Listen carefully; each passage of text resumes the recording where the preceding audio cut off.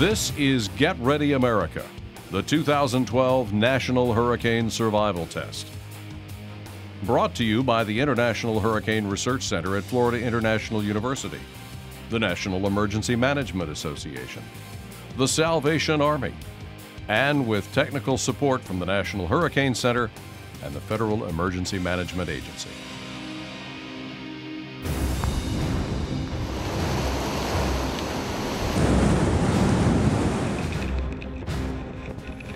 It begins again. The time every year when nature reveals her worst. Tornadoes, flooding, riptides, deadly winds. It's hurricane season, when the risk of catastrophic property loss, injury, and death are at their highest. This year marks the 20th anniversary of one of the most destructive storms ever to make landfall in North America, Hurricane Andrew. For the next 30 minutes, we'll look back on the devastation wrought by Andrew in 1992, the lessons learned since then, and what you need to know and do to stay safe in this mean season.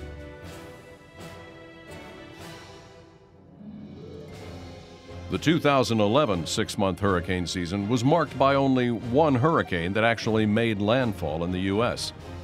Hurricane Irene touched down in eastern North Carolina and churned its way north for 9 punishing days, killing 46 people and leaving more than $7 billion in property damage in its wake. Later in the season, Tropical Storm Lee wrought a different kind of havoc. Though it never reached hurricane status, the slow-moving storm produced heavy rains and devastating flooding from Louisiana to New York, spawning a record 38 tornadoes across the southeast, making it the most prolific tornado-producing tropical storm on record. Disasters are almost an ongoing thing. If you watch the news any day, something's going on in the world, be it an earthquake, a flood, a typhoon that affects the West, a big tsunami that hits. So the preparation model is not a matter of if, but of when. History isn't your best indicator of what could happen, nor is it an effective way to make a decision about should I be prepared this year or not. The return rates in some parts of this country are measured in decades. It doesn't mean that this year could not be your year. Nobody knows. So again, we talk so much about the history that people go, what hasn't happened here, therefore I'm not at risk.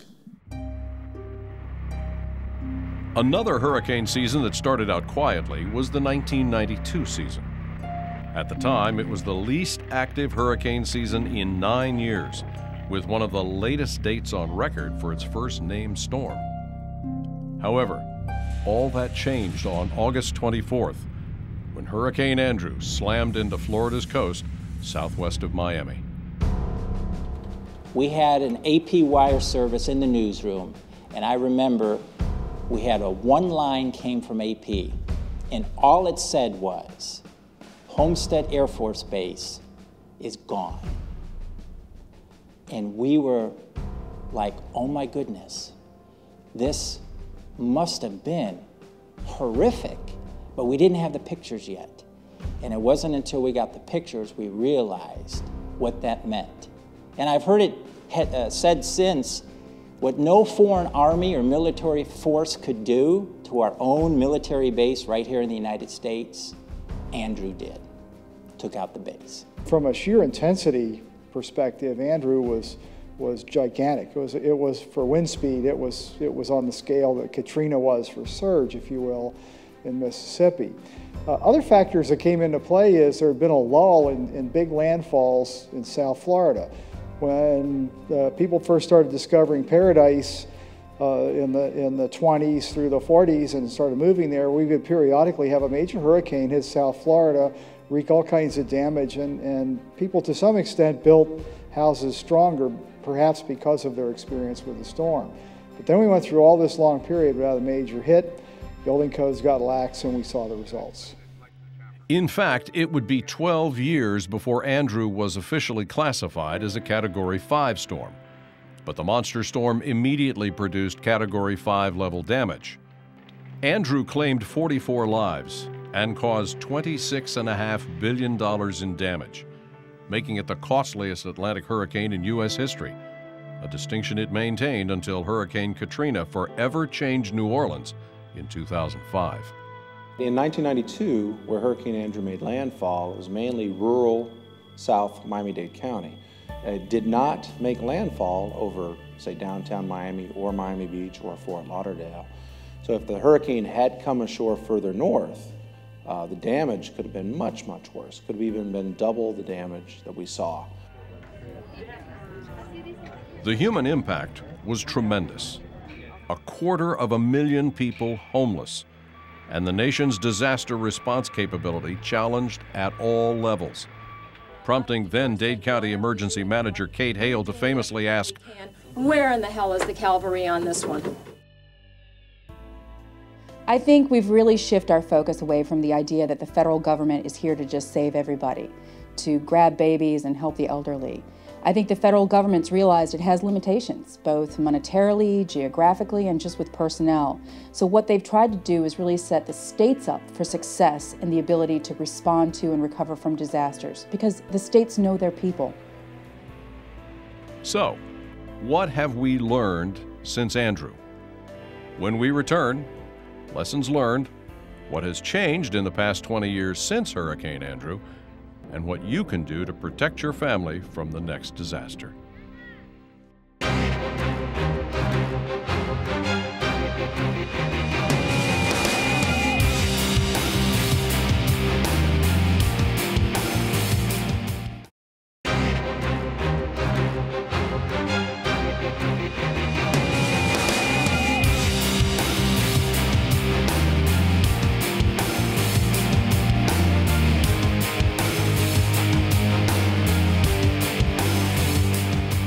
Much has changed in the 20 years since Hurricane Andrew.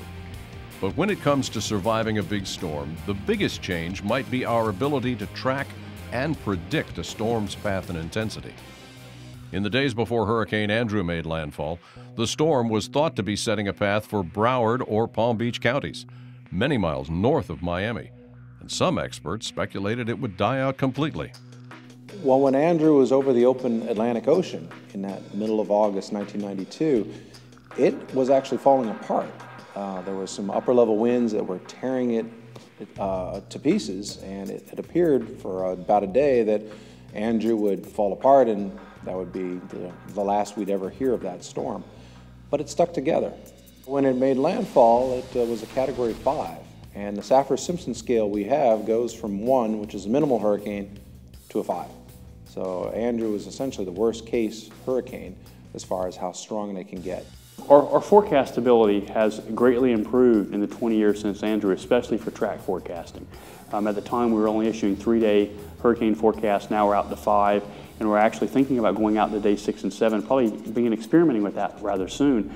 But the track errors since the early 1990s have been cut in half. The forecasting of intensity and the skill thereof has not really changed. In fact, it's pretty much been the same since as long as I've been in the business, that we're going to be off a category or so in that crucial 48-hour time frame when most evacuation decisions are made. That has not really changed since Andrew, nor has our ability to forecast the rapid change of intensity. Andrew went through a rapid intensification as it was approaching the Bahamas that was unexpected, would probably be unexpected today. Our cities are facing increasing urban density. So evacuation before a storm hits is critical. And if you think about a major metropolitan area like Miami, it would take 3 or 4 days to evacuate Miami if everything went perfectly. That's why it's absolutely critical that these forecasting tools that can tell us the intensity and the track of a storm become refined. Better forecasting means more residents are able to get out of the path of a storm. But even those who choose to stay have a better survival rate today if they ride it out in a newer home. That's because stronger building codes and better enforcement adopted as a result of Hurricane Andrew have improved newer homes' ability to endure hurricane-force winds. Since Hurricane Andrew, we've come a long way with regard to model codes, the national standards, which we hope that states will actually adopt. Unfortunately, we haven't quite come as far as we would like to see on the state adoption and enforcement of those models. Florida in 1994 passed a really good code, and we saw that tested by Hurricane Charlie just a few years ago, and found that houses that were built to the newer code sustained a lot less damage, about 40% less severe damage and 60% less frequency of damage among the houses that were built to the more modern code. Unfortunately, after Hurricane Katrina came ashore, we only saw one of the 3 states that were most heavily impacted among Louisiana, Alabama, and Mississippi. Only Louisiana passed a statewide code, and it took them 2 years to do, and they've still had some issues with enforcement. So we're making progress, but we haven't come quite as far as we need to. While it's hard to protect a home from a Category 5 brawler like Andrew, there are proven steps you can take to improve your home's ability to survive the high winds of most hurricanes. Although some require a large investment, others are easily affordable, and some will save you money on your homeowner's insurance. You know, you can realize insurance discounts from many carriers for things like installing hurricane glass or a variety of shutters. Those improvements require significant investment, but you will get your money back over time. In the meantime, you have the peace of mind of knowing your home is protected. But even small investments like installing hurricane straps, clips, and anchor belts to keep your roof from blowing off in high winds can earn you an insurance discount. And while it won't cut your insurance bill, old tried and true methods like nailing or clipping plywood over your windows when a storm is bearing down can prevent significant damage. Among the biggest impact you can have with a small investment is installing a vertical brace on your garage door. The Federal Alliance for Safe Homes reports that 80% of residential wind damage begins with entry through a damaged or lost garage door. And FEMA, the Federal Emergency Management Agency, cited the loss of the garage door as one of 4 major factors in homes damaged by Hurricane Andrew. Garage doors are more dangerous than most people think because it's such a huge opening. And if that garage door blows in or is pushed in because a car or something that was in front of it as debris pushes it in and damages it, then you can have that area pressurized. And oftentimes there is a room or an attic access above the garage, and that pressurization is going to move up, and it's going to tear the garage or the roof of the garage off, and then ultimately can lead to the destruction of the entire structure. While the garage door's weakness might come as a surprise to many, far too many of us still cling to the old myth that taping your windows will keep them intact. Unfortunately, the myth list is very long. The taping is number one. Once we conquer that, our next target will be the myth of cracking open your windows. It is a very bad idea to try to crack your windows to a certain degree in advance of a storm to somehow equalize the pressure, because unfortunately you can't guarantee which direction the wind will come in from. So the best thing to do is batten down all the hatches, close the doors, close the windows, and keep all the wind out. For more tips on hardening your home, visit hurricanesafety.org.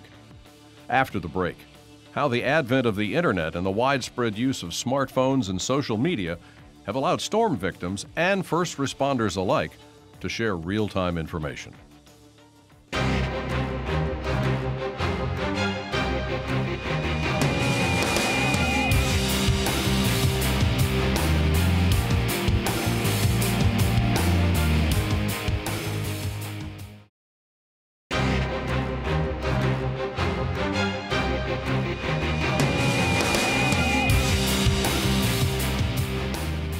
It's predicted 2/3 of Americans will have smartphones by 2015, up from 1/3 in 2011.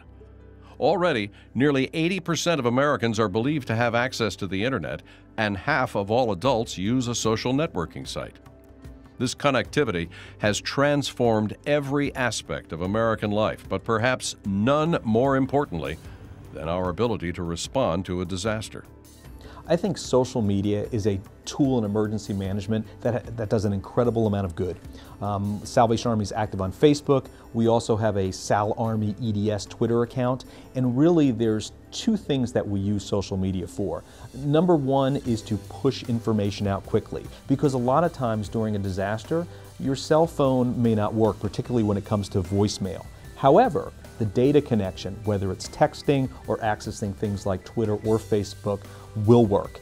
The other way that we use social media is to get feedback from you, the public, because sometimes it's tough for us to get information about what area is most affected. And so when we watch these Twitter feeds and lots of people are saying, we need help here, we need help there, that gives us a greater picture of what's going on the disaster site, where we need to concentrate our resources and where people are most needing our assistance. At the Hurricane Center, I think it's been a great way for us to also get our message out. We actually created a Facebook page last year at the Hurricane Center. We got now 125,000 followers on our Facebook page. It was interesting last year during Irene to see our numbers increase. I don't think they liked Irene, but they at least liked the Hurricane Center so they could follow us. And we actually had over 68,000 new likes during that week, and the actual peak occurred on the day that we actually issued the hurricane warnings for the U.S. East Coast. Twitter, we do have a Twitter feed at the Hurricane Center now, and again, we've had a lot of followers. We tweet our advisory products, and we issue a new forecast advisory. It actually tweets what the headline of that product is.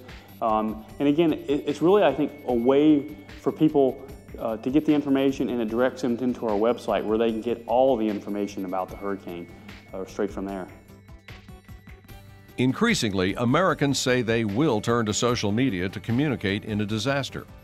According to a recent poll, 45% of Americans say they will rely on social media in the event of a natural disaster.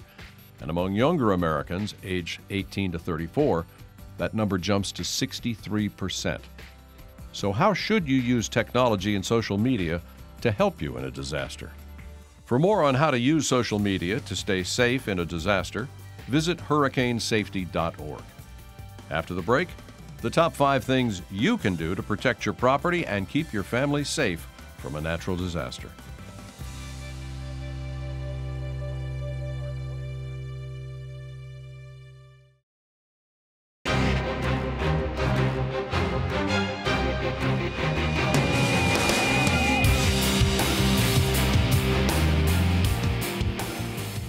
Clearly, many things have changed in the 20 years since Hurricane Andrew that helped to reduce loss of life and property damage from hurricanes.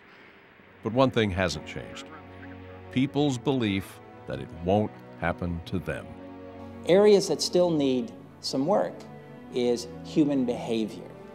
It's still getting us as residents living in hurricane-prone areas to actually now respond and do what they need to do what they have to do to be ready for the storm. We know the cancers of hurricanes are complacency and apathy when it comes to response. So we have all this great technology and all this information. We know the storm is coming, but now we need the residents to respond as they should before the storm hits. The right time to put together or start to put together a disaster kit for your family is right now. You don't have to go out and do it all at once.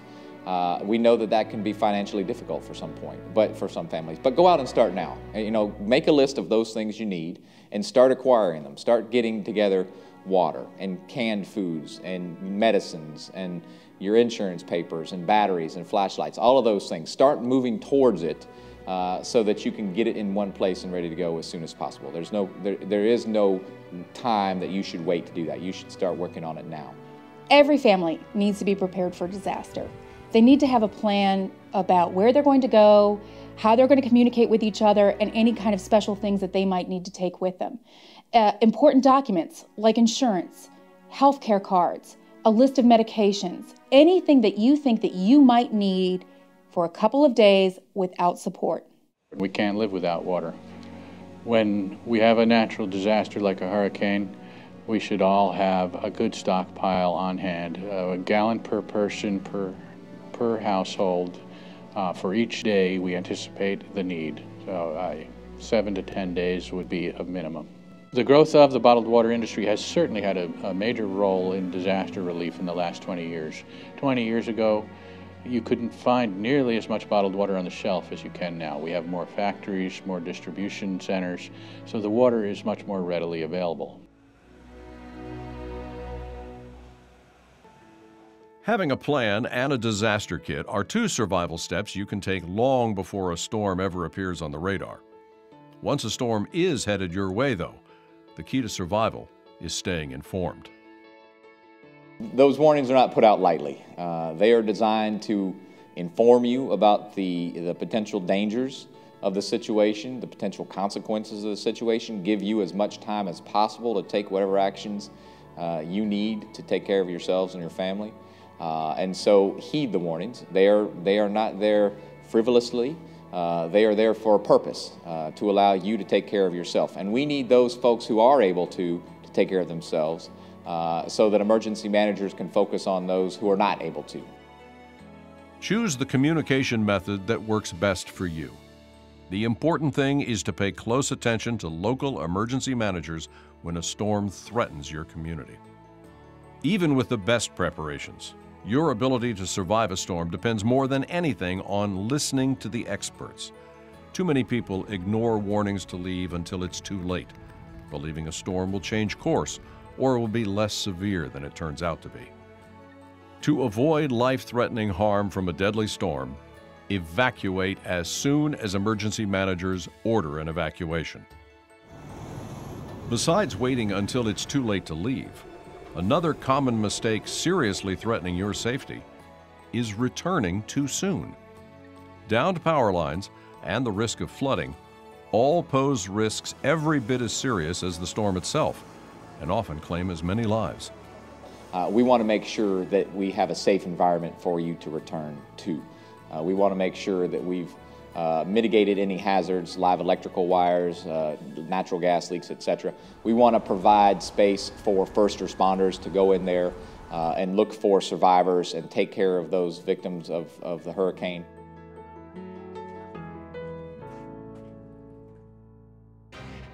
In the 20 years since Hurricane Andrew ravaged South Florida, a lot has changed, and your chances of surviving a big storm have dramatically improved. But now, just as then, much of the power to protect your family and reduce property damage is in your hands. Get ready, America. It's hurricane season, and the next big storm might be closer than you think.